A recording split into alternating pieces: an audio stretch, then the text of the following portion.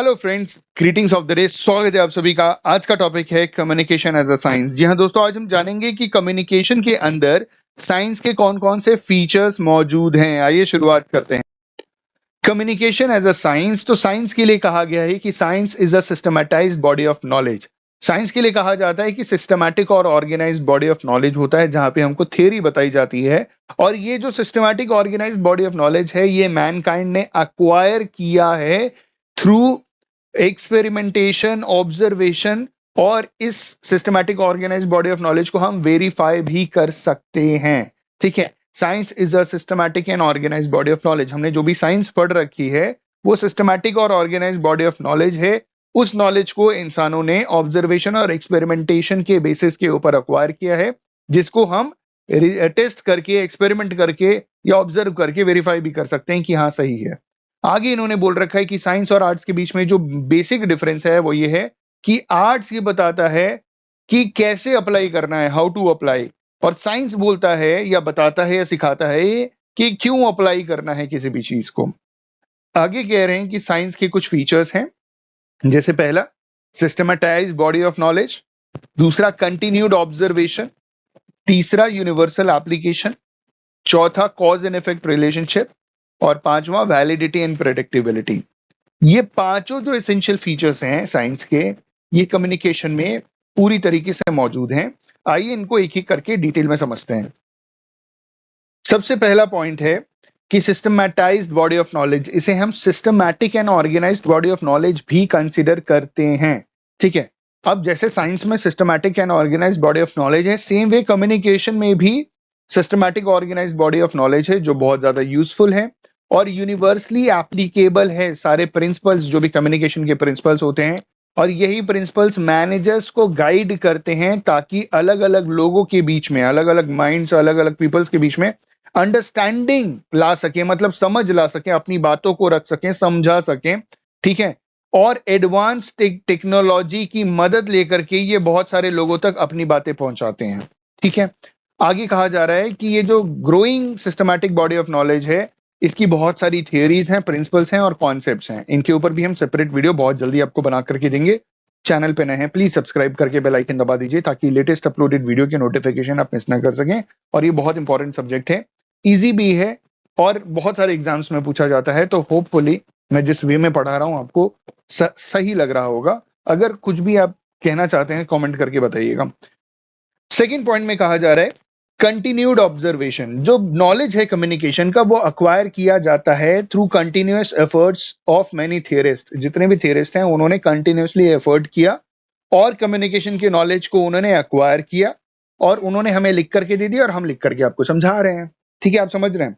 इन्होंने बोला कि जो नॉलेज है ये अक्वायर किया गया है systematically composed over a period of time. बहुत लंबा समय लगता है इसको बार बार ऑब्जर्व करने के लिए, और उसके बाद थियरिस्ट ने अपने अलग अलग थियरीज दी।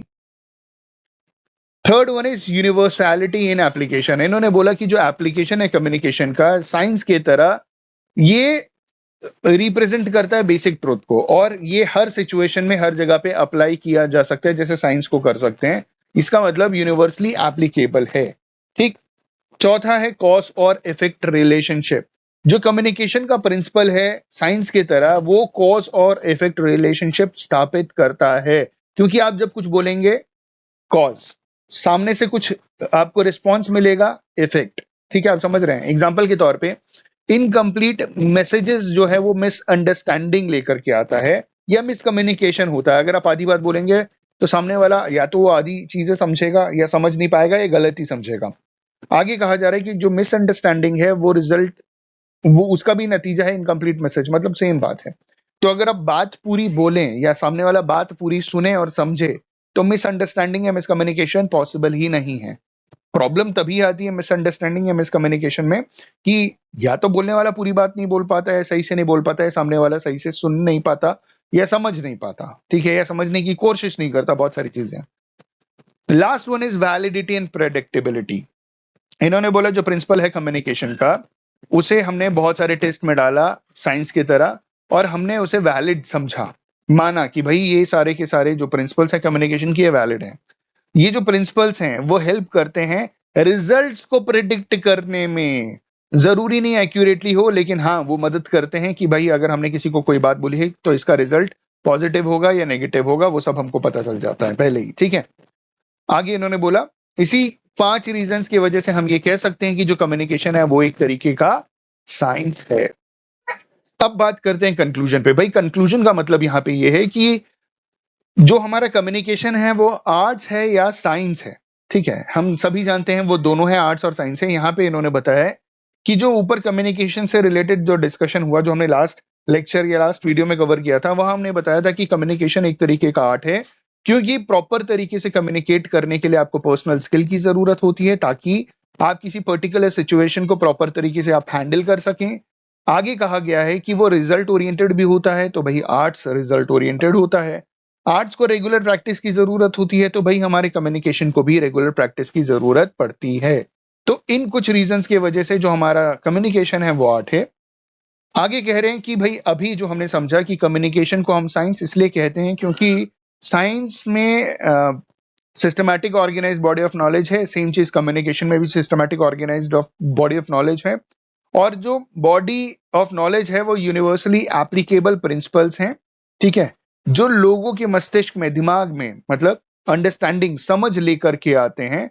एडवांस इंफॉर्मेशन टेक्नोलॉजी की टेक्निक को इस्तेमाल करके हम ये सब काम कर सकते हैं। ठीक है, और आगे ये कह रहे हैं कि it is developing a systematic body of knowledge but has not developed as an exact science. अब कम्युनिकेशन जो है वो डेवलप कर रहा है सिस्टमैटिक बॉडी ऑफ नॉलेज, लेकिन साइंस की तरह एग्जैक्टली उसने डेवलप नहीं किया। एग्जाम्पल के तौर पे हम मैथ्स जो सब्जेक्ट है वो साइंस में पढ़ते हैं, साइंस के अंदर मैथ्स आता है, तो मैथ्स में जो रिजल्ट आता है वो हमेशा एक्यूरेट होता है। तो इन्होंने बोला कि जो कम्युनिकेशन में जो रिजल्ट्स जो हम प्रेडिक्ट करते हैं वो जरूरी नहीं कि हमेशा मैथ्स की तरह एक्यूरेट हों।